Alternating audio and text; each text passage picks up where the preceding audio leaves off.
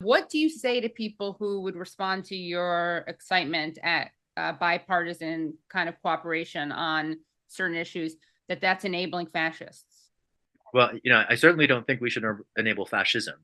But if the fascists want to dismantle some components of the fascist apparatus, that's a strategic confluence that we as progressives should embrace. And it's not about platforming them.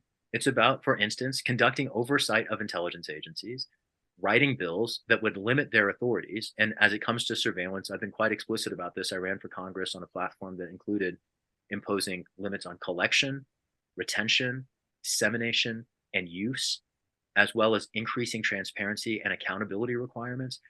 Those kinds of reforms should be the objects of bipartisan consensus. Those are reforms that would institutionally empower Congress, as well as effectuate its constitutional mandate.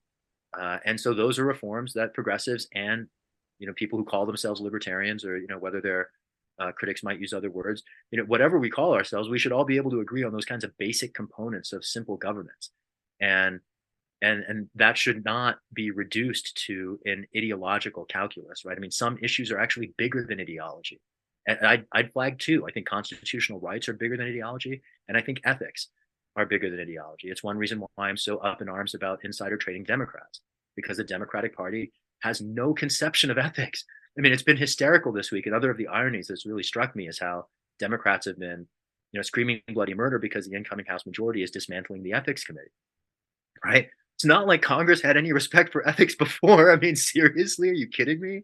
We're talking about a body of insider trading millionaires, and they want to claim that they were holding themselves to some defensible ethical standard. I mean, give me a break. It's absurd. And the idea that anybody falls for it is equally absurd, right? I mean, it's not the ignorance of the people making these claims, it's the ignorance of the journalists who repeat them uncritically, as if they weren't just simple, self serving contrivances.